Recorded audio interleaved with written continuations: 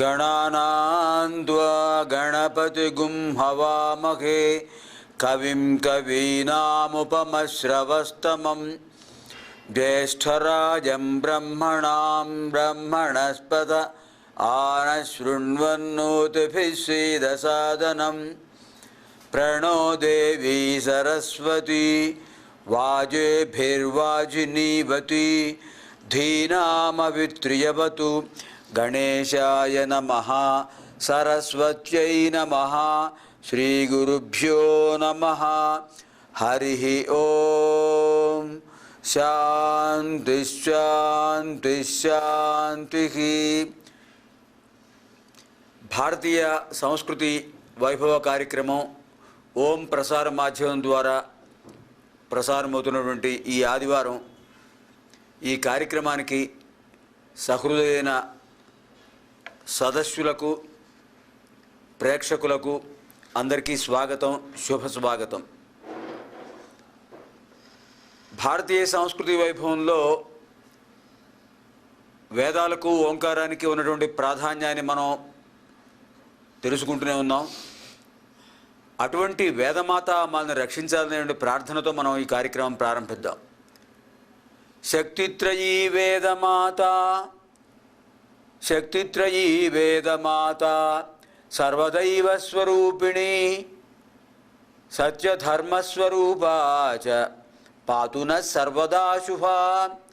ఇచ్ఛాశక్తి, జ్ఞానశక్తి, క్రియాశక్తి స్వరూపం కలిగినటువంటి సమస్త దైవ రూపాలను మనకు దర్శింపజేసేటటువంటి సత్యధర్మ స్వరూపమైన ఆ వేదమాత మన అందరికీ కూడా ఎల్లప్పుడూ ఆయురారోగ్య ఐశ్వర్యాలను ఇస్తూ రక్షించాలని ప్రార్థిస్తూ ఓంకారం బిందు సంయుక్తం నిత్యం ధ్యాయంతి యోగినః కామదం మోక్షదం చైవ ఓంకారాయ నమో నమః. లౌకికమైనటువంటివి, ఆధ్యాత్మికమైనటువంటి కోరికలన్నింటినీ కూడా తీర్చేటటువంటి ఆ ప్రణవనాదం, బ్రహ్మనాదం మనల్ని అందరినీ కూడా రక్షిస్తూ ఉండాలి. యోగులు ఎల్లప్పుడూ దీన్ని ధ్యానిస్తూ పరమపదం పొందుతున్నారు. మనకు కూడా అటువంటి స్థానాన్ని ఇచ్చేటటువంటి ఆ ప్రణవనాదానికి నమస్కారం చేస్తూ ఆ వేద మాతను మనకు దర్శింపజేసిన వ్యాస భగవానుని కూడా ఒకసారి నమస్కరిద్దాం. ఆ మహానుభావుడికి కూడా వ్యాసం వసిష్ఠనప్తారం శక్తే పౌత్రమకల్మషం పరాశరాత్మజం వందే శుకతాతం తపోనిధిం. ఆ పరబ్రహ్మ స్వరూపంగా మన ఆవిర్భవించినటువంటి విష్ణు స్వరూపుడు, విష్ణు సన్నిభుండు, విశ్వజనీనుడు, వివిధ వేదతత్వ వేదవ్యాసుడు, ఆదిముని పరాశరాత్మజుండు, పరగుచుండ చేసే భారతంలో అనే మహాభారతంలో నన్నయ్య భట్టారకుడు స్తుతించాడు.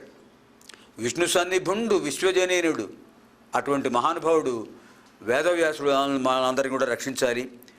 మనకు ఋగ్వేదంలో 75 నుంచి 80వ సూక్తం వరకు కూడా పరాశర మహర్షి దర్శించిన మంత్రాలు ఇంతకుముందు అధ్యాయంలో మనం కొన్ని చెప్పుకున్నాం. పంచభూతాత్మకమైనటువంటి మంత్రాలు చెప్పుకున్నాం. ఇవాళ ఈ పరాశరుడు అందించినటువంటి మంత్రాల్లో అనేక విశేషమైనటువంటి పంచభూతాత్మక ప్రభావాన్ని మనం ఏ విధంగా పొందుతున్నాము అనేటటువంటిది ఈ మంత్ర వ్యాఖ్యానంలో విద్యారణ్య స్వాముల వారు మనకు తెలియజేస్తున్నారు.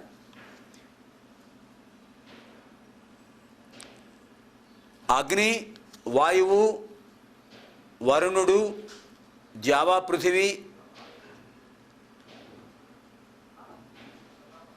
మనకి అనేకమైనటువంటి శక్తిని ప్రసాదిస్తున్నటువంటి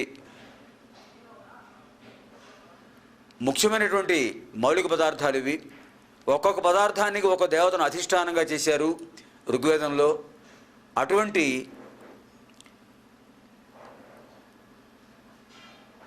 ఈ దైవ స్వరూపాలు మనకి దుష్ట గుణాలని పోగొట్టడంలోనూ సద్గుణాలను ఆపాదింపజేయడంలోనూ ఎంతో ప్రాముఖ్యాన్ని పొందుతూ ఉన్నాయి. అటువంటి విశేషమైన ఈ మంత్రాల్లో మనం మొదట అగ్నిహోత్రుణ్ణి స్మరించుకుందాం. అగ్నిహోత్రుడు హవ్యవాహనుడు, వాయువాహనుడు, హవ్యవాహనుడు. హవ్యవాహనుడు అంటే హవ్యములను మోస్తూ ఉంటాడు, హవ్యములను తీసుకువెడుతుంటాడు. హవ్యం అంటే యజ్ఞంలో సమర్పించబడినటువంటి పదార్థం. అటువంటి హవ్యాన్ని వహించేవాడు. అలాగే వాయువాహకుడు, వాయువును కూడా వహిస్తుంటాడు. వాయువాహనుడు, వాయువే వాహనముగా గలవాడు. వాయు సారథి, వాయువే సారథిగా గలవాడు. అటువంటి అగ్నిహోత్రుడు మనకు అఖండమైన జ్ఞానాన్ని ప్రసాదించాలని ప్రార్థిస్తున్నారు ఇక్కడ విద్యారణ్య స్వాముల వారు. కారణం, మనకు అజ్ఞానం అనే అంధకారాన్ని పోగొట్టి జ్ఞానం అనే వెలుగునిచ్చేటటువంటి ప్రత్యక్ష గురుత్వాన్ని పొంది ఉన్నాడు ఇక్కడ అగ్నిహోత్రుడు. గుశబ్దస్తు అంధకారస్య దృశబ్దస్తన్ నిరోధక అంధకార నిరోధత్వాత్ గురురిత్యభిధీయతే. గుశబ్ద అనేదానికి అంధకారం అని అర్థం, ఋషబ్దానికి తొలగించడం అని అర్థం. అంధకారమైనటువంటి అజ్ఞానం అనే అంధకారాన్ని పోగొట్టి జ్ఞానమనే వెలుగును ప్రసాదించేటటువంటి ఆ ప్రత్యక్ష తేజస్వరూపం అగ్నిహోత్రుడికి నమస్కారం అని చెప్తున్నారు. అటువంటి అగ్నిహోత్రుడు సమస్త దేవతలకు కూడా హవ్యములను తీసుకువెడుతుంటాడు. ఆ హవిసులను వాడికి అందిస్తుంటాడు. అలాగే వాళ్ళ యొక్క అనుగ్రహాన్ని మనకు ప్రసాదంగా సిద్ధింపజేస్తున్నాడు. అటువంటి ఆ వీతిహోత్రుడు, సర్వభక్షకుడు, ఆ మహానుభావుడికి నమస్కారం చేస్తూ ఇప్పుడు ఇంద్రుడు ఎటువంటి విశేషత్వం పొందాడు అనేటటువంటిది ఇంతకుముందు మేధాతిథి దగ్గర నుంచి ఋషులందరూ కూడా దర్శించారు. ఇక్కడ ఈ పరాశర మహర్షి చెప్పే విధానంలో ప్రత్యేకత ఉంది. ఈయన అన్నిటినీ కూడా త్రిష్టుప్ ఛందస్సులో వర్ణించాడు. ఆ త్రిష్టుప్ ఛందస్సులో వర్ణించి వాటి యొక్క విశేషాన్ని మనకి ఇక్కడ తెలియజేస్తున్నాడు. ఈ ఇంద్రుడు సర్వదేవతాధిదేవత, సర్వదేవతలకు అధిదేవత. ఆయన అంటే అందరికీ దివ్యత్వాన్ని ఆపాదించేవాడు, దివ్యత్వాన్ని అనుగ్రహించేవాడు. అటువంటి ఇంద్రుడు తన యొక్క సారథి అయిన మాతల్ని ముందు పెట్టుకుని ఆ రథం మీద బయలుదేరుతున్నాడు. ఆ రథం మీద ఆయన వస్తుంటే మేఘాలన్నీ కూడా సమీకృతమై ఆయనకు నమస్కారం చేస్తున్నాయి. పైగా మేఘాల్లోంచి ఆయన వాహనం వస్తుంది కనుక మేఘాల్లో వాహనం కలిగిన వాడు మేఘవాహనుడుగా పేరు పొందాడు. ఆ మేఘవాహనుడైన ఇంద్రుడికి నమస్కారం అని చెప్తున్నారు విద్యారణ్య స్వాముల వారు వ్యాఖ్యానంలో. ఈ ఇంద్రుడు జేతృ స్వభావం గలవాడు, అందరినీ జయించే స్వభావం గలవాడు. అటువంటి ఇంద్రుడు మనల్ని అందరినీ రక్షించాలి. ఏ విధంగా అయితే సజ్జనులకు రక్షకుడై దుర్జనులకు శిక్షకుడై వాళ్ళలో ఉన్న దౌర్జన్య గుణాలను కూడా పరిమార్చి పోగొట్టి వాళ్ళలో సద్గుణాలను పెంపొందించడానికి ప్రయత్నం చేస్తున్నాడో అటువంటి ఆ ఇంద్రుడు మనకి ఆరోగ్యప్రదాతగా కాకుండా ప్రదాతగా కూడా పేరు పొందాడు. ఐశ్వర్యం అనేటటువంటిది గోసంపద, అశ్వసంపద, గజ సంపద, ధన సంపద, మరి వాహన సంపద, అనేక రకాల ఐశ్వర్యాలు ఉన్నాయి. ఐశ్వర్య అంటే ఈశ్వరస్య భావం ఐశ్వర్యం. ఈశ్వర అంటే అధికారి, అందరికంటే అధికారి ఒక్కడే, ఆయనే ఈశ్వర. ఆ ఈశ్వరుడు యొక్క భావమే ఐశ్వర్యము. అటువంటి ఐశ్వర్యానికి ప్రతీక ఇంద్రుడు. ఈశ్వరుడు ఏం చేస్తున్నాడంటే తన యొక్క ఐశ్వర్యాన్ని అందరికీ అందించమని ఆ బాధ్యతను ఆయనకు అప్పగించాడు ఇంద్రుడికి. కనుక ఆ మేఘవాహనుడైన ఇంద్రుడు ఆ బాధ్యతను స్వీకరించి మనందరికీ కూడా ఎవరికి ఏ సంపద కావాలంటే ఆ సంపదను ఇస్తున్నాడు. అందుకని ఆ ఇంద్రుణ్ణి మరోసారి మనం ప్రార్థిద్దాం. తర్వాత వరుణుడు జలాధిదేవత. ఇంతకుముందు అధ్యాయంలో కూడా చెప్పుకున్నాం. వరుణుడి భార్య వరుణాని, వారి యొక్క కుమార్తె పుంజికస్థల. ఈ పుంజికస్థల ఆ బృహస్పతి యొక్క శాపం వల్ల అంజనాదేవిగా జన్మించింది, ఆంజనేయ స్వామికి జన్మనిచ్చింది. అటువంటి కారణజన్మురాలు ఆ పుంజిక స్థల. ఇటువంటి అంటే రాబోయేటటువంటి గొప్ప గొప్ప హనుమద్ అవతారం లాంటి వాటికి నాంది పలికిన పుంజిక స్థల యొక్క తండ్రి వరుణుడు. వరుణుడు అంటే ఎన్నికబడినవాడు, ఎన్నిక చేయబడినవాడు అని అర్థం. వరుణం అంటే దక్షిణ అని కూడా అర్థం ఉంది. అంటే తాంబూలం ఇచ్చేటప్పుడు దక్షిణ లేకుండా ఇవ్వకూడదు, దక్షిణ ప్రధానమైంది. ఆ విధంగా తాంబూలంలో దక్షిణకి అంత ప్రాధాన్యం ఇస్తారో దేవతల్లో వరుణుడికి కూడా అంత ప్రాధాన్యం ఇస్తున్నారు. కారణం జలాది దేవత కనుక. జలం లేకుండా ప్రపంచం ఏదీ ఉండదు, జీవులు ఏవీ ఉండవు. జలానికి, అటువంటి జలానికి అధిదేవత వరుణుడు. అటువంటి వరుణుడు మనందరినీ కూడా ఈ యజ్ఞయాగాలు చేసే సమయంలో ఉపద్రవాల నుండి రక్షించాలి అని ప్రార్థిస్తూ ఆయనకు నమస్కారం చేస్తున్నాం. తర్వాత మనం మరో మంత్రంలో ఈ ఈశానుడిని కూడా ప్రార్థిస్తున్నారు. ఈశాన అనే దానికి గత అధ్యాయంలో చెప్పుకున్నాం. ఈశాన సర్వదేవానాం ఈశ్వర సర్వభూతానాం, ఈశాన సర్వ విద్యానాం ఈశ్వర సర్వభూతానాం. సమస్త విద్యలకు ఆయన అధికారి. ఈశ్వర సర్వభూతానాం, సమస్త జీవులకు ఆయన అధిపతి. బ్రహ్మాధిపతి, బ్రహ్మణోధిపతి.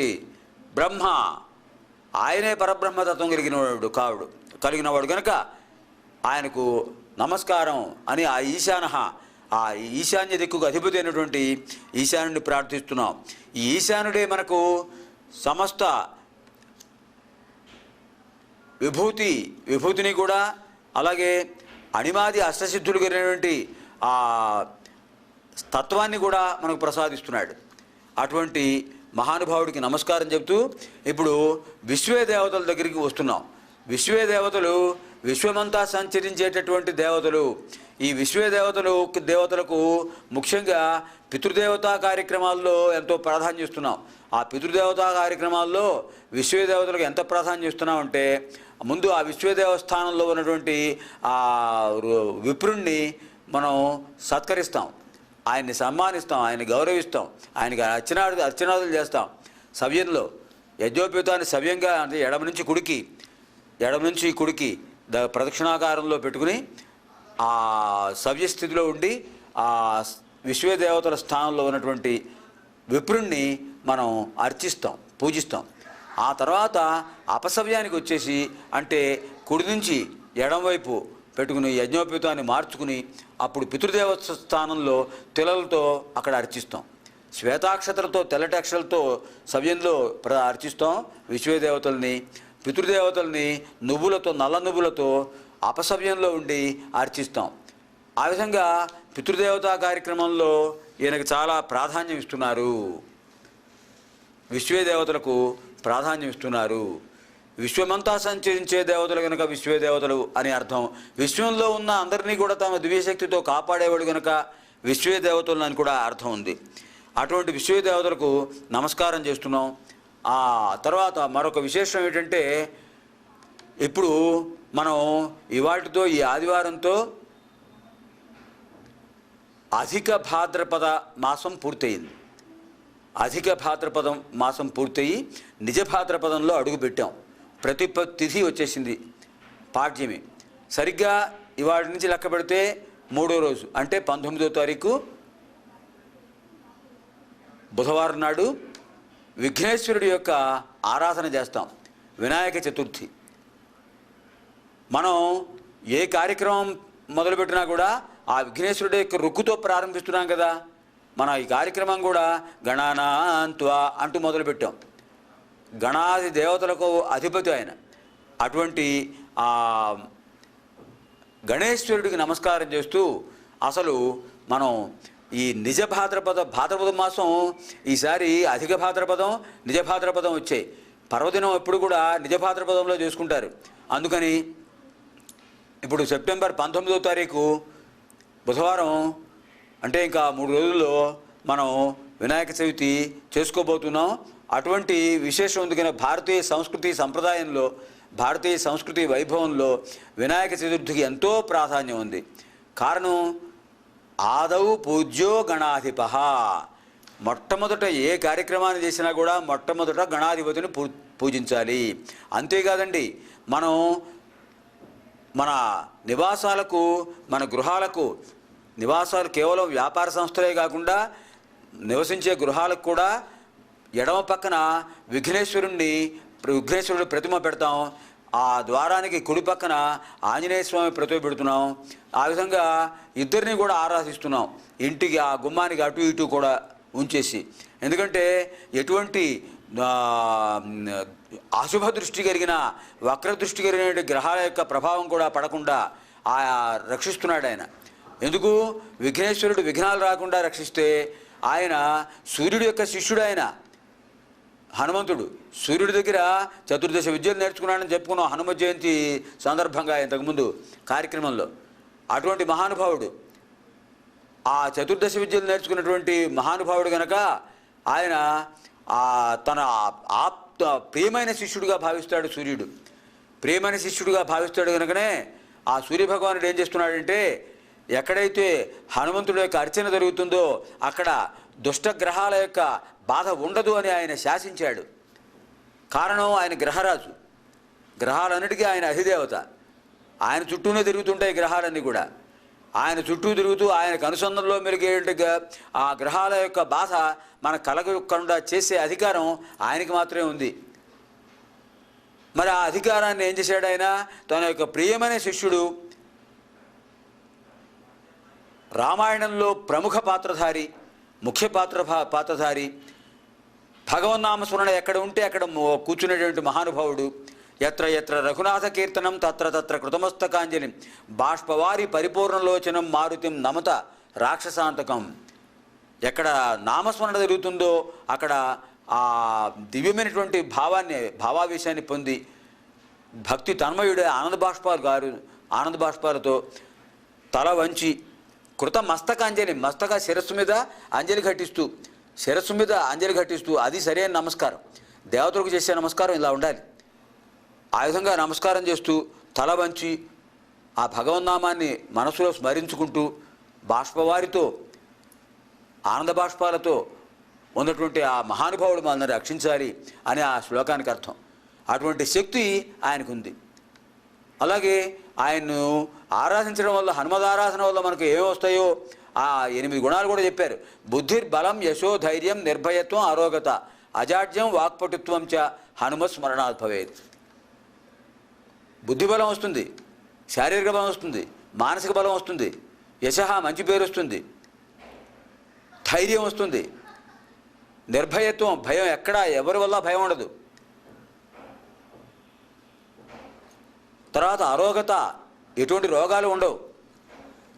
అజాడ్యం, జడత్వం అంటే నిస్తబ్దత్వం, స్తబ్దత్వం అవి ఉండవు. చురుకుదనం లేకపోవడం అని ఉండదు. వాక్పటుత్వం చ, స్పష్టంగా మాట్లాడగలగటం. మనం ఏం చెప్తున్నాం అవతల వాళ్ళకి అర్థం కావాలి, లేదా మరోసారి చెప్పండి మనల్ని అడగాలి వాళ్ళు. ఆ పరిస్థితి రాకూడదు కదా. అటువంటి వాక్పటుత్వం ఇచ్చేవాడు ఆయన. 8 గుణాలు ఇస్తున్నాడు కనుకనే బుద్ధిర్బలం, యశోధైర్యం, నిర్భయత్వం, అరోగత, అజాడ్యం, వాక్పటుత్వం చ హనుమత్స్మరణాత్ భవేత్ అని ప్రార్థిస్తున్నాం. అటువంటి శక్తిని ఆ సూర్యభగవానుడు ఆయనకి ప్రసాదించాడు. సమస్త దేవతలు వాళ్ళ శక్తుల్ని ప్రదత్తం చేశారు ఆయనకి. అందుకనే సూర్యభగవానుడు ఒక శాసనం చేశాడు. నా ప్రియ శిష్యుడైనటువంటి హనుమంతుడిని ఎవరైతే ఆరాధిస్తారో అతని యొక్క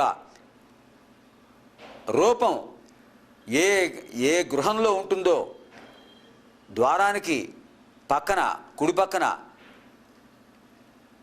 ఏ ఇళ్లలో ఆయన రూపం ఉంటుందో అక్కడికి ఎటువంటి బాధలు ఉండవు. వాళ్ళకి ఆ ఇంట్లో ఉండే వాళ్ళకి ఎటువంటి బాధలు ఉండవు, గ్రహ బాధలు ఉండవు అని శాసించాడు.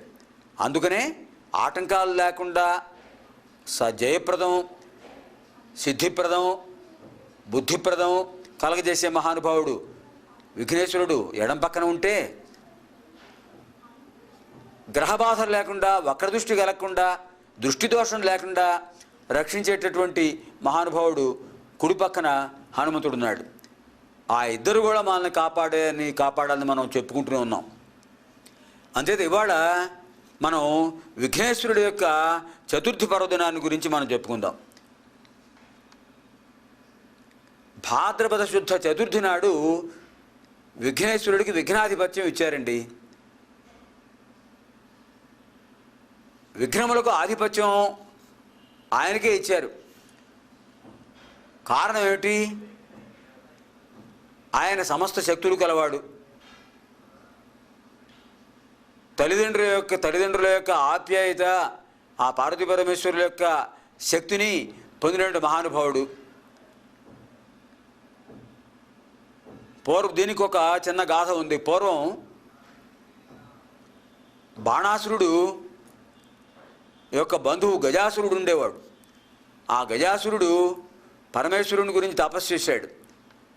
ఎవడు తీవ్రంగా తపస్సు చేసినా సంతోషిస్తాడు పరమేశ్వరుడు. వెంటనే ఏం కావాలో అడిగాడు. నువ్వు నా సన్నిధిలో ఉండాలని చెప్పాడు. నా హృదయగతులపై ఉండాలని చెప్పాడు. నా శరీరంలో ఉండాలి అని చెప్పాడు. సరే ఒప్పుకున్నాడు. దాంతో అందరూ కూడా పరమేశ్వరుడు కనపట్టలేదు. ఆయన బహురూపధారి అయినా కూడా ఇది ఒక లీలా విలాసాల్లో భాగం కనుక ఇది ఇలా చెప్పారు. ఇది స్కాంద పురాణాంతర్గతం. ఆ పురాణంలో చెప్పినటువంటి కథ.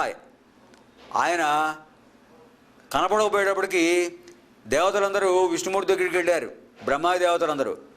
అప్పుడు విష్ణువు అన్నాడు, మనం గజాసురుడి దగ్గరికి వెళ్ళి వాడిని మెప్పిద్దాం.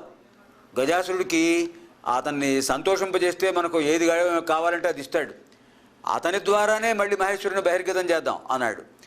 అప్పుడు ఆ శివుడి యొక్క వాహనాన్ని ఆ నందీశ్వరుని అలంకరించారట. అలంకరించి బ్రహ్మాది దేవతలందరూ కూడా రకరకాల వాయిద్యాలతో ఆ నందీశ్వరుడిని ఊరేగిస్తూ వచ్చారు గజాసురుడి యొక్క భవనానికి. ఆ గజాసురుడి ఇంటి ముందు వీళ్ళందరూ హాయిగా ఆ నందీశ్వరుడి చేత విలాసం చేయిస్తున్నారు. నందీశ్వరుడు నృత్యం చేస్తున్నాడు. చాలా సంతోషించాడు. ఏం కావాలో అడిగాడు. మాట ఇచ్చాడు. విష్ణుమూర్తి అన్నాడు, నువ్వు మాట తప్పకూడదని చెప్పాడు. అలాగే తప్పకుండా ఏం కావాలో అదే ఇస్తా అని చెప్పాడు. రాక్షసులైనా మాట తప్పేవాళ్ళు కాదుట. అంటే వాళ్ళలో కూడా సుగుణం ఉందన్నమాట. సుగుణం ఉన్న రాక్షసులు వాళ్ళు, మహానుభావులు. అందుకనే ఆ గజాసురుడి యొక్క చర్మం, గజాసురుడి యొక్క శిరస్సు నిత్య పూజితాలయ్యాయి. అక్కడి నుంచి నందీశ్వరుడు యొక్క నాట్యాన్ని చూసి చాలా సంతోషించి కోరుకోమంటే, నీ దగ్గర ఉన్నటువంటి పరమేశ్వరుని మాకు ఇవ్వయ్యా, ఆయన లేకుండా మేము అందరం బాధపడుతున్నాం అని చెప్పారు. సరే ఇస్తాను, నేను మరణిస్తే తప్ప ఆయన రాడు కదా, మీ పని మీరు కానివ్వండి అని చెప్పేశాడు. త్యాగం చేసేసాడు. పైగా అడిగాడు, నా శిరస్సు నా చర్మం త్రిలోక వందనీయములు అవ్వాలి, అందరూ పూజించాలి అని నిబంధన పెట్టాడు. సరే అలాగే అన్నారు. నందీశ్వరుడు వెళ్ళి చీల్చేశాడు. పరమేశ్వరుడు వచ్చాడు. అప్పుడు అందరూ కలిసి వెళ్ళారు. ఆ గజాసురుడికి శిరస్సు ఎక్కడో పడింది. తర్వాత వీళ్ళు కైలాసానికి పరమేశ్వరుడు వస్తుంటే కైలాసంలో పార్వతీదేవి గ్రహించింది పరమేశ్వరుడు వస్తున్నాడని.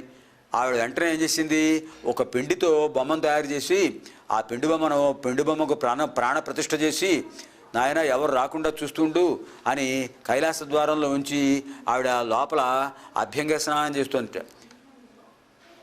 సరే ఇక్కడ పరమేశ్వరుడు వచ్చాడు.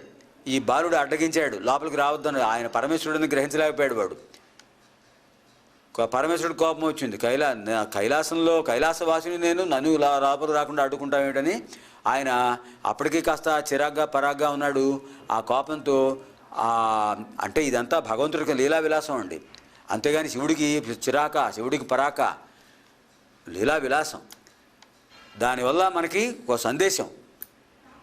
అక్కడ ఆయన ఏం చేశాడు, వెంటనే తన చేతిలో ఉన్న శూలంతో ఖండించేశాడు శిరస్సును. పడిపోయింది శిరస్సు.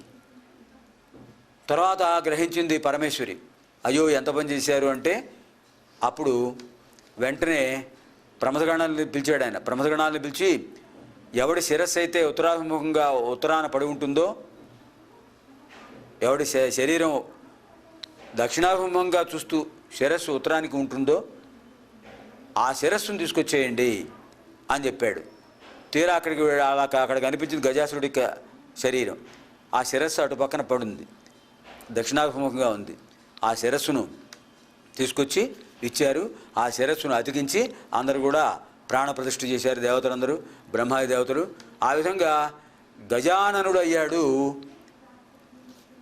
ఆ పార్వతీ పరమేశ్వరుల జ్యేష్ఠపుత్రుడు.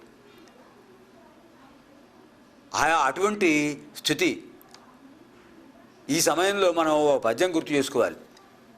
కరుణశ్రీ అనే పేరు పొంది మహాకవిగా సులభమైన పదాలతో అందరినీ అలరించే కరుణరసాత్మకమైన కావ్యాలు రాసినట్టు మహానుభావుడు కరుణశ్రీ. ఆయన ఒకసారి ఆయన పుట్టపర్తి స్వామివారి భక్తుడు, భగవాన్ బాబావారి భక్తుడు. ఒకసారి అక్కడికి వెళ్ళి ఆ ప్రశాంతి నిలయంలో ఆ ద్వార మంటపాస్థానంలో ఉన్నటువంటి ఆ గణపతికి నమస్కారం చేసి అక్కడ గణపతికి దండ సమర్పించేసి అక్కడ కూర్చున్నారు పాపశాస్త్రి గారు. ఆ పాపశాస్త్రి గారు కూర్చున్నప్పుడు ఆయనకు పద్యం తోచింది. వెంటనే ఆశుకవిత్వం చెప్పేశాడు ఆయన ఆశుకవి. వెంటనే పద్యం వచ్చేసింది ఆయనకి ఆ గణపతిని చూస్తుండగానే. ఏమిటది? ఆ పరమేశ్వరుడు పార్వతీదేవి మాట్లాడుకుంటున్నారట. పరమేశ్వరుడు అడిగట, హే నగపుత్రి పెద్ద కొడుకు ఎక్కడ? పెద్ద కొడుకు ఎక్కడున్నాడు అని అడిగట. హే నగపుత్రి పెద్ద కొడుకు ఎక్కడ? కొన్ని నాళ్లుగా కానగరాని వాడు.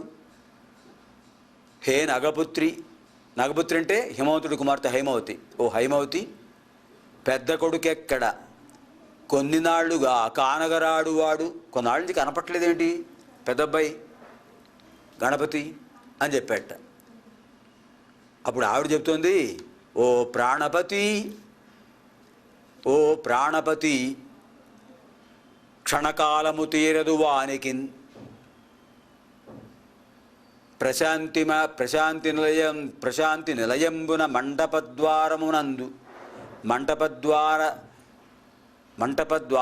మంటపాస్థాన ద్వారమునందు భక్తులుడు దండలు పండులు స్వీకరించుచున్. హే నగపుత్రి పెద్ద కొడుకెక్కడ? కొన్ని నాళ్లుగా కానగరాడువాడు అని పరమేశ్వరుడు అడిగితే ఆవిడేం చెప్పింది? క్షణకాలము తీరదు వానికో ప్రాణపతి.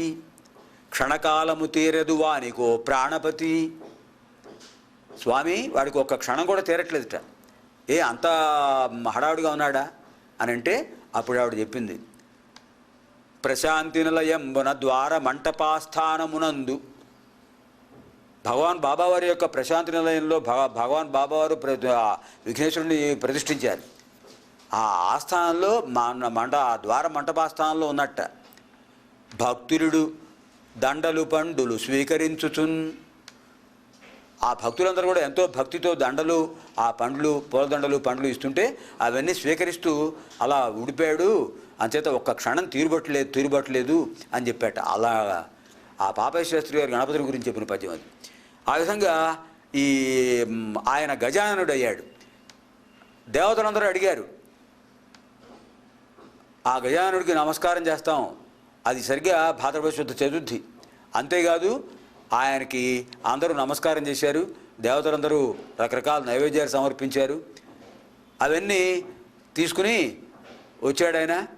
సరే, తల్లిదండ్రులకు నమస్కారం చేయబోయాడు. పాపం లంబోదరుడు నమస్కారం చేయలేకపోతున్నాడు. అప్పుడు చంద్రుడి శిరస్సు మీద ఉన్నటువంటి శివుడి శిరస్సు మీద ఉన్న చంద్రుడు నవ్వేట. ఇది కూడా ఒక లీలా విలాసం అంతే. దృష్టి దోషం పడింది. అపహాస్యంతో చూస్తే దృష్టి దోషం వస్తుంది. ఆ దృష్టి దోషంతో పాపం కింద పడిపోయాడు. ఈ అంచేత అప్పుడు పార్వతీదేవి చంద్రుడిని చూస్తే నీలాపనంతలు కలుగుతాయని చెప్పించిందిట. అందరూ ప్రార్థించారు, అదేమిటమ్మా చంద్రుడిని చూడకుండా ఎలా ఉంటామంటే, భాద్రపద శుద్ధ చతుర్థి నాడు చూడొద్దు అని చెప్పింది ఆవిడ. ఓ మినహాయింపించింది. సరే, ఈ సందర్భం ఎందుకు వచ్చిందంటే, అంత తర్వాత కొన్నాళ్ళకి వాళ్ళకి కుమార సంభవం జరిగింది. పార్వతీ పరమేశ్వరులు కుమారుడు సంభవించాడు, కుమారస్వామి. తారకాసుర సంహారి ఆయన కారణజన్ముడు. వీళ్ళందరూ అడిగారు విఘ్నములకు ఒక అధిపతిని ఇవ్వండి అని. అప్పుడు ఆయన చెప్పేట విఘ్నాలకు అధిపతిని ఇద్దామని. అప్పుడు ఇద్దరిని పిలిచి ఎవరైతే మొత్తం భూమండలంలో పవిత్ర నదులన్నీ స్నానం చేసి ముందుగా నా దగ్గరికి వస్తారో వాళ్ళకి విఘ్నాధిపత్యం ఇస్తానని చెప్పారు. కుమారస్వామి మయూర వాహనం మీద వెళ్ళిపోయాడు, బయలుదేరాడు. ఇంకా అక్కడి నుంచి ఈయన బయలుదేరాడు. విఘ్నేశ్వరుడు బయలుదేరదాం అనుకున్నాడు. ఆయన వాహనం అనింజుడనే ఎలుక, వాడు రాక్షసుడు. అనింజుడైన రాక్షసుడిని సంహరించడం కోసం తన దంతాన్ని పెరికి వేస్తే వాడు ఎలుకగా మారిపోయి ఆ ఎలుక రూపంలోనే ఆయనకు వాహనం అయ్యాడు. మరి మూషిక వాహనుడు అంత వేగంగా వెళ్ళగలడా? అదే తండ్రితో చెప్తే అప్పుడు తండ్రి పరమేశ్వరుడు చెప్పాడు, సకృన్నారాయణే త్యుక్త్వా పుమాన్ కల్పశతత్రయం. సకృన్నారాయణే త్యుక్త్వా పుమాన్ కల్పశతత్రయం. నాయన నారాయణ నామస్మరణ చేస్తూ ఉండు, నీకు అన్ని నదుల్లో స్నానం చేసిన ఫలితం వస్తుంది అంటే ఆయన నారాయణ నామస్మరణ చేసి తల్లిదండ్రుల చుట్టూ ప్రదక్షిణ చేసేట 3 సార్లు. ఆ ప్రభావం వల్ల ఏమైంది, కుమారస్వామి ఎక్కడైతే స్నానం చేయడానికి వెడుతున్నాడో ఆ ఎదురుగా విఘ్నేశ్వరుడు వస్తున్నాడు, స్నానం చేసి వస్తున్నాడు, అలా కనిపించింది. అప్పుడు తన అన్నగారి యొక్క ప్రభావాన్ని గమనించి ఆయన అన్నగారికి ఆధిపత్యం ఇవ్వమని చెప్పాడు. అది సరిగ్గా భాద్రపద శుద్ధ చతుర్థి నాడు జరిగింది. ఆ రోజే చంద్రుడు నవ్వాడు. ఆ రోజే భాద్రపద శుద్ధ చతుర్థి నాడు చంద్రుడిని చూడదని ఆవిడ చెప్పించింది. ఆ రోజు అంతా జాగ్రత్తగా చంద్రుడిని చూడకుండా ఉంటున్నారు.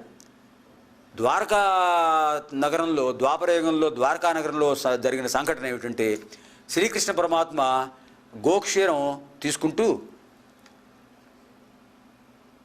సాయం సంధ్యా సమయంలో భాద్రపద శుద్ధ చతుర్థి నాడు ఆ రోజు ఉదయం గణపతి పూజ చేశాడు. ఆయన కూడాను దైవం అయినా కూడా మానవ ఉపాధిలో ఉన్నప్పుడు అలా సంచరిస్తారు, మానవుల్లాగానే ప్రవర్తిస్తారు వాళ్ళు. కనుక ఆయన భాద్రపద శుద్ధ చతుర్థి నాడు ఉదయం విఘ్నేశ్వరుడు పూజ చేసుకున్నాడు ఆయన రుక్మిణి సత్యభామలతో కలిసి. తర్వాత ఆయన ఆ సాయంకాల సమయంలో గోక్షీరం ఒక బంగారు పాత్రలో గోక్షీరం తాగుతూ తాగబోతుంటే సరిగ్గా ఆ ఆరుబయట కూర్చున్నాడు ఆయన. ఆ చంద్రుడి యొక్క ప్రతిబింబం కనిపించింది ఆ క్షీరంలో. అప్పుడు అనుకున్నట్ట, అయ్యో ఆయన ప్రతిబింబం, చంద్రుడి ప్రతిబింబం కనిపించింది, ఏం జరుగుతుందో సరే చూద్దాం అనుకున్నాడు. సమర్థుడు కనుక ఆయన ఏదైనా చేయగలడు. సరే, ఇది జరిగిన కొన్నాళ్ళకి సత్రాజిత్ అనే మహారాజు సూర్యుడిని ఉపాసించి ఆ సూర్యుడి అనుగ్రహంతో శమంతకమణిని పొంది, ఆ శమంతకమణి చాలా గొప్పది. ఎంత గొప్పదంటే ప్రతిరోజు బంగారాన్ని ఇస్తుంటుంది, ఎంతో బరువైన బంగారాన్ని ఇస్తుంటుంది. ఆ గొప్పతనాన్ని సూర్యుడిలా ప్రకాశిస్తుంటుంది అది. ఈ గొప్పతనాన్ని అందరికీ చెప్పడం కోసం ఆ శమంతకమణిని హారంలో వేసుకుని మెడలో వేసుకుని అందరికీ చూపిస్తూ ద్వారకా నగరానికి కూడా వచ్చాడు. వచ్చి కృష్ణుడికి సభలో అందరికీ చెప్పాడు. కృష్ణుడు చెప్పాడు, నువ్వు చాలా విలువైనది ధరించావు, బాగానే ఉంది, కానీ కాపాడుకోవాలి. కనుక నువ్వు అటువంటి విశేషమైన దాన్ని మా మహారాజుకు, ఉగ్రసేన మహారాజుకు ఇవ్వకపోయావా?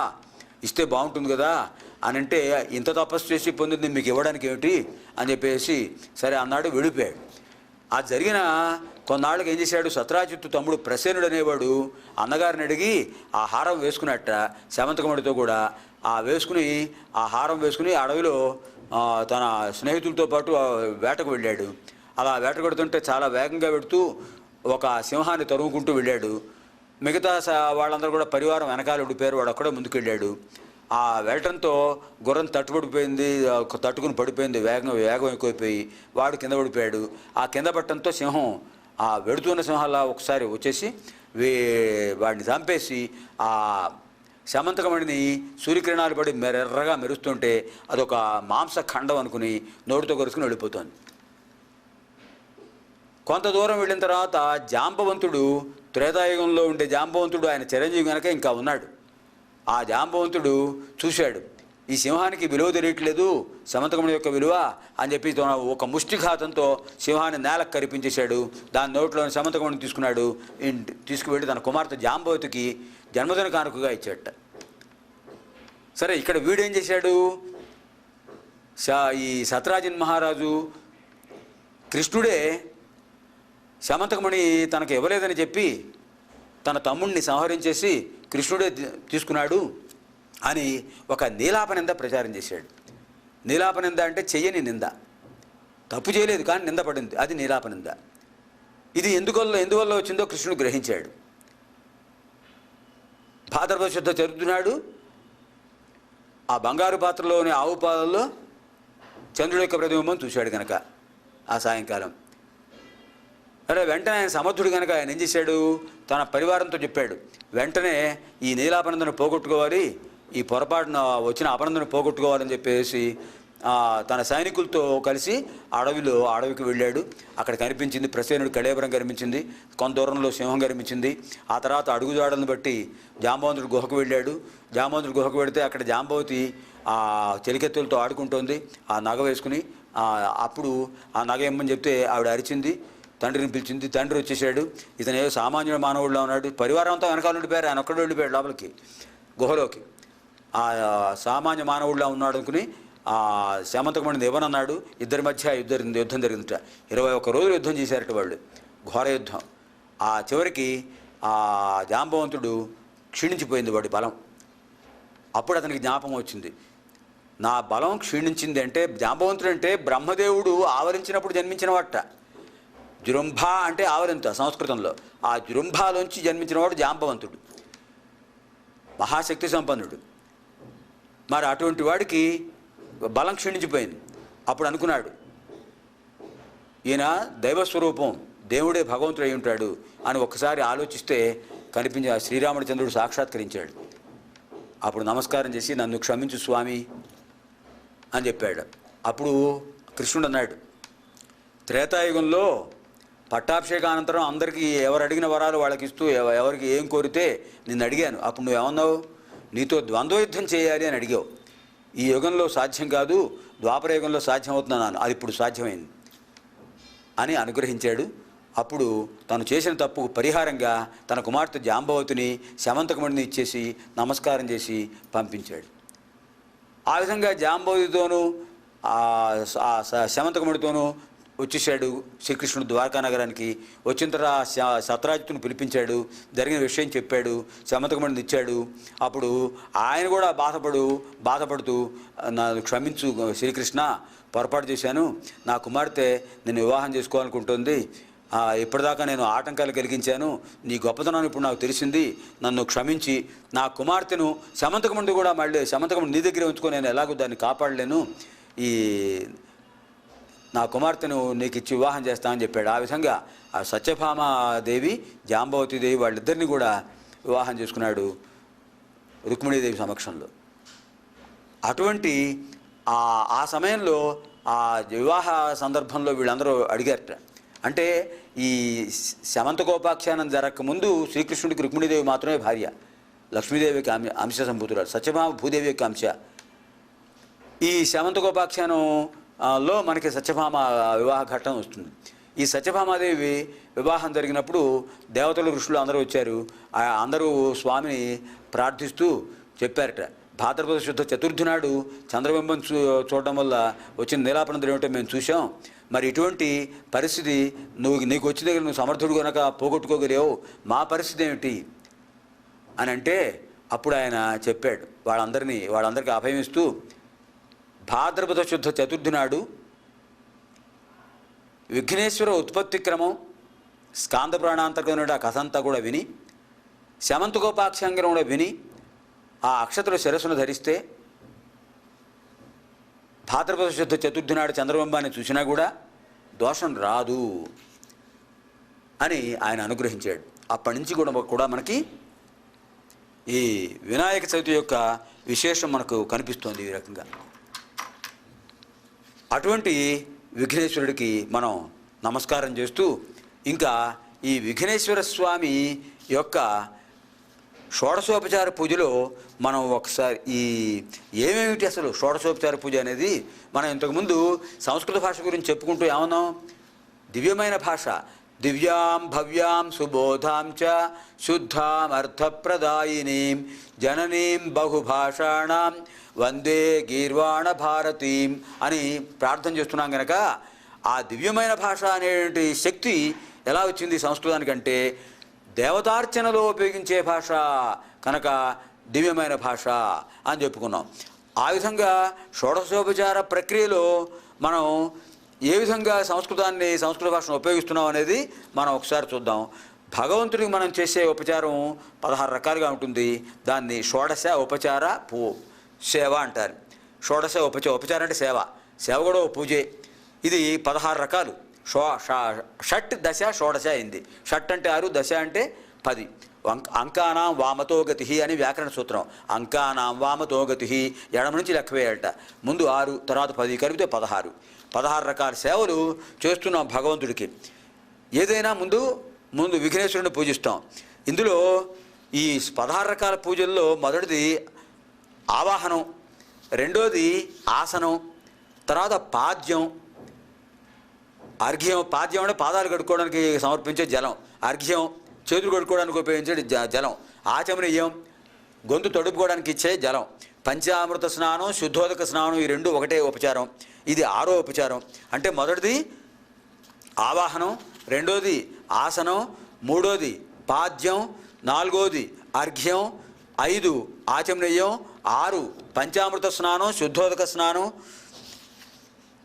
తర్వాత 7వది వస్త్రం, 8 యజ్ఞోపవీతం, 9 గంధం, 10 పుష్పం. పుష్ప పూజాయమి అంటాం. తర్వాత 11వది ధూపం, 12 దీపం, 13 నైవేద్యం. నైవేద్యం తర్వాత తాంబూలం ఉంటుంది కనుక అది కూడా దీంట్లోనే 13వ సేవలోనే వస్తుంది. తర్వాత 14 నీరాజనం, మంత్రపుష్పం కూడా దీంట్లోనే వచ్చేస్తాయి. 14వది ఆత్మ ప్రదక్షిణం, 16వది 15వది సాష్టాంగ దండ ప్రణామం. ఆత్మ ప్రదక్షిణ తర్వాత సాష్టాంగ దండ ప్రణామం చేయాలి.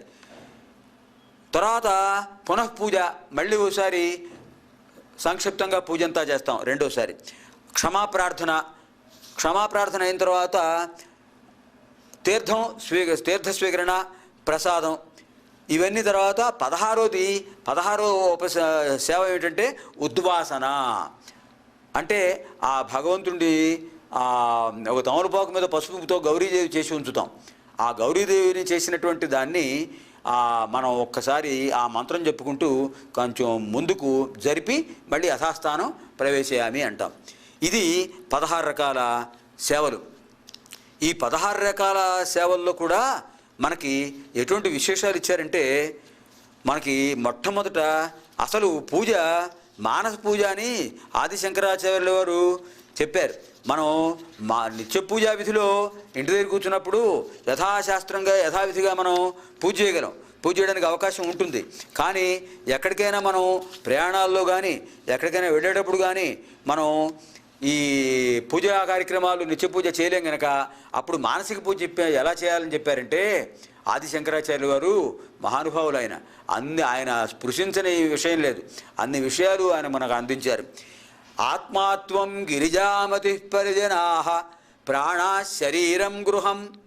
ఆత్మాత్వం గిరిజామతి పరిజనాః ప్రాణాః శరీరం గృహం. పూజాతే విషయోపభోగరచన. పూజాతే విషయోపభోగరచన. నిద్రా సమాధిస్థితి సంచార పదయో ప్రదక్షిణ విధి. స్తోత్రాణి సర్వాగిర.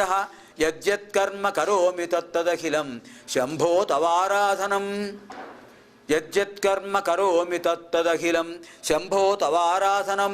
ఇక్కడ ఆయన ఏం చెప్తున్నారంటే, ఆత్మాత్వం దేహో దేవాలయ ప్రోక్తో జీవో దేవ సనాతన త్యజేద్ అజ్ఞాన నిర్మాల్యం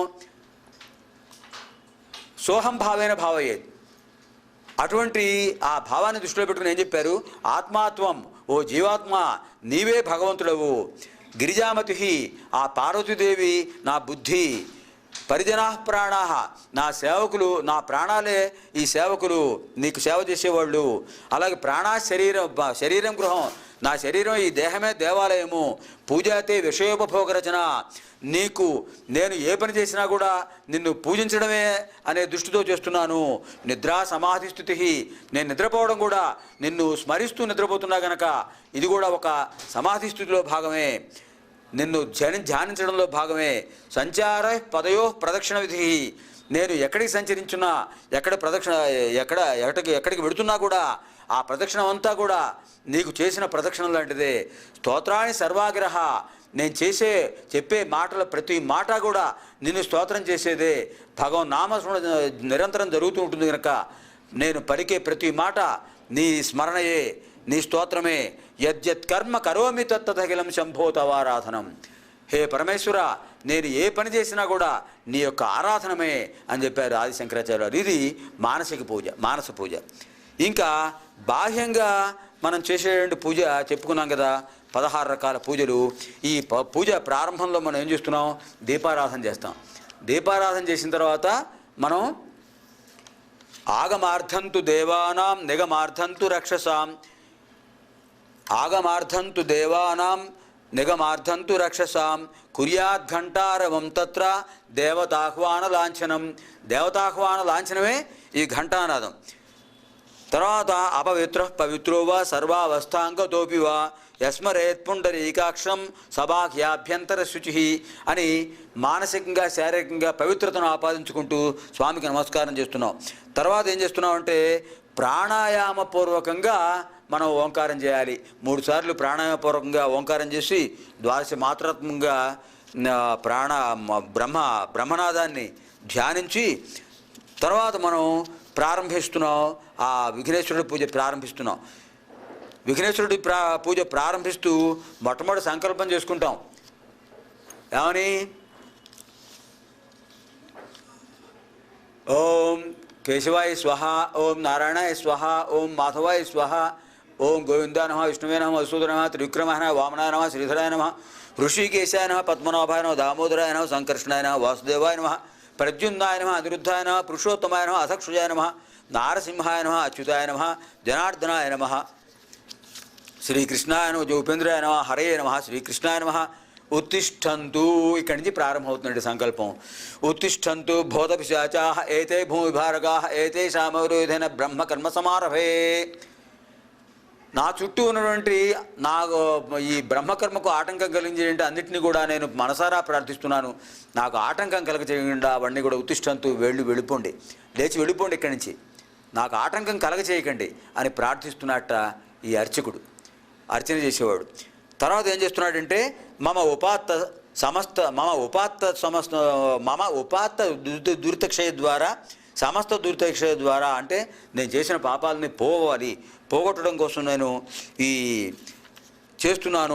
ఈ సంకల్పం చేస్తున్నాను అని దేశకాల నామస్మరణ చేస్తారు. ఏతే భూభారక ఏతేషామవరోధన బ్రహ్మకర్మ సమారభే అని ఓం ఆపో జ్యోతిరసోమృతం బ్రహ్మభూస్వం మమ ఉపాత్త దురితక్షయ ద్వారా శ్రీ పరమేశ్వరముద్దిశ్య శ్రీ విఘ్నేశ్వరముద్దిశ్య శ్రీ విఘ్నేశ్వర ప్రీత్యర్థం శుభే శోభనే ముహూర్తే అద్య బ్రహ్మణా ద్వితీయవరార్థే శ్వేతవరాహకల్పే వైవస్వతమన్వంతరే కలియుగే ప్రథమపాదే జంబూద్వీపే భారతవర్షే భరతఖండే మేరోహ దక్షిణదిగ్భాగే శ్రీశైలస్య ఈశాన్యప్రదేశే గంగా గోదావర్యోః మధ్యదేశే అస్మిన్ సహ కుటుంబానాం అస్మిన్ స్వగృహే సమస్త దేవతా బ్రాహ్మణ హరిహర గురుసన్నిధౌ అస్మిన్ వర్తమాన వ్యాహరి చాంద్రమాన శ్రీ నందననామ సంవత్సరే దక్షిణాయనే వర్ష ఋతౌ నిజభాద్రపదమాసే శుక్లపక్షే చతుర్థ్యాం సౌమ్యవాసరయుక్తాయాం శుభనక్షత్ర శుభయోగ శుభకరణ ఏవంగుణ విశేషణ విశిష్టాయాం శుభతిథౌ శ్రీమాన్ భారద్వాజ గోత్ర శ్రీమాతా భారద్వాజగోత్రస్య లక్ష్మీ నృసింహశర్మా నామధేయస్య సహ కుటుంబానాం క్షేమస్థైర్య విజయ అభయ ఆయురారోగ్య ఐశ్వర్య అభివృద్ధ్యర్థం శ్రీ గణాధిపతి దేవతా పూజాం కరిష్యే అని మధ్య వేలుతో నీళ్లు ముట్టుకుంటాం. ఇది సంకల్పం. ఈ విధంగా మనం షోడశోపచార పూజ ప్రక్రియ చేస్తాం. ఈ మిగిలిన కార్యక్రమం ఏ విధంగా ఉంటుందనేది తర్వాత ఆదివారం కార్యక్రమంలో ప్రారంభిద్దాం.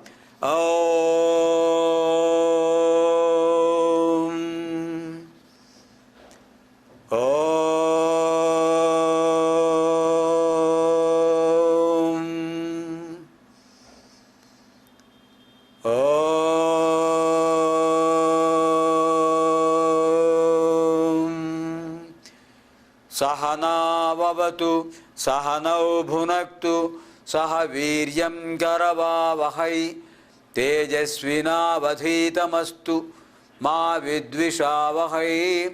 ఓం శాంతి శాంతి శాంతి. స్వస్తి ప్రజాభ్యః పరిపాలయంతాం న్యాయేన మార్గేణ మహీం మహీషాః. గోబ్రాహ్మణేభ్యः శుభమస్తు నిత్యం. లోకాः సమస్తాः సుఖినో భవంతు. అసతో మా సద్గమయ తమసో మా జ్యోతిర్గమయ మృత్యోర్మా అమృతం గమయ. ఓం శాంతి శాంతి శాంతి. స్వస్తి. మళ్ళీ ఆదివారం కార్యక్రమం పునఃప్రారంభం.